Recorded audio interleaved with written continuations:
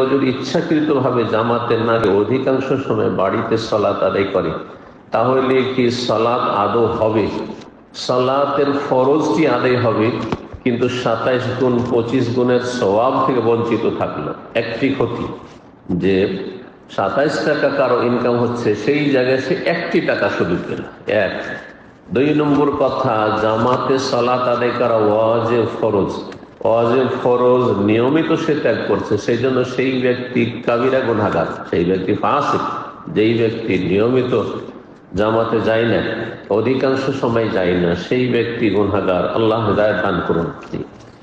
এই মর্মে সহিহ মুসলিমে হাদিস রয়েছে, 654 নম্বর হাদিস।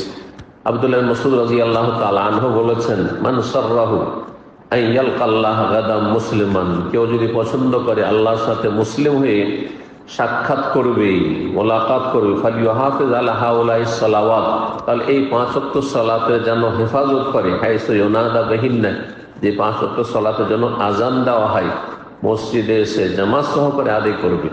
তারপরে লম্বা হাদিসের অংশ বলছে, ওয়ালাউ আন্নাকুম সাল্লাইতু ফি বুয়ুতিকুম, তোমরা যদি নিজ নিজ বাড়িতে সবাই সালাত পড়ে নাও আর মসজিদে আসলে না, কামা ইউসাল্লি হাযাল মুতাখাল্লিফ ফি বাইতিহি, যেমন মুনাফিক যে মসজিদে আসে না বাড়িতে পড়ে, মুনাফিকদের মতো যদি তোমাদের আচরণ হয়, লা তারাকতুম সুন্নাতা নবিয়িকুম, তাহলে তোমাদের নবী সাল্লাল্লাহু আলাইহি ওয়াসাল্লামের সুন্নতকে তোমরা পরিত্যাগ করবে। ওয়ালাউ তারাকতুম সুন্নাতা নবিয়িকুম, আর তোমাদের নবী সাল্লাল্লাহু আলাইহি ওয়াসাল্লামের সুন্নত আদর্শকে যদি তোমরা পরিত্যাগ করো, তাহলে দালালতুম, তাহলে তোমরা পথভ্রষ্ট হয়ে যাবে, পথভ্রষ্ট হয়ে যাবে। বলেছেন এই কথা আব্দুল মাসউদ রাদিয়াল্লাহু তাআলা আনহু।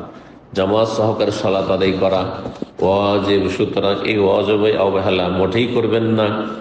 আর যদি কেউ নিয়মিত করে, তাহলে সেই ব্যক্তি নিঃসন্দেহে গুনাহগার। আল্লাহ তাকে তওবা করার তৌফিক দান করুন, সংশোধনের তৌফিক দান করুন, আমাদের ভুল ত্রুটি মাফ করুন। তবে শারঈ যদি ওযর থাকে, কখনো অসুস্থ রয়েছেন, খুব বেশি ক্লান্ত রয়েছেন ইত্যাদি, যদি, তো সেটা ভিন্ন বিষয় মাঝে মধ্যে। কিন্তু আপনি অভ্যাস করে নিয়েছেন যে আপনি ফজরের নামাজ বাসাতে পড়ে নেবেন না, মসজিদে যাবেন না, অথচ আপনি সুস্থ সবল, কোনো অসুবিধা নেই মসজিদে যেতে, তাহলে এটা মোটেই জায়েজ নয়। এখানেই আমাদের এই প্রশ্নোত্তর পর্ব শেষ করছি। আল্লাহ রাব্বুল আলামিনের কাছে দোয়া করে আল্লাহ আমাদের গুনাহ খাতা মাফ করেন, নেক আমলে তৌফিক দান করেন, উপকারী জ্ঞান দান করেন, ভুল ভ্রান্তি থেকে আল্লাহ সংশোধন করে ফিরে আসার তৌফিক দান করেন।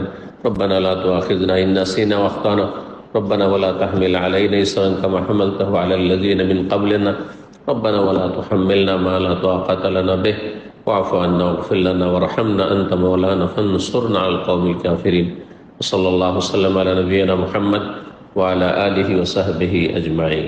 عملت لحلمي عملت كثيرا وها قد حصل سهرت تعبت وقد طاب ذا اليوم.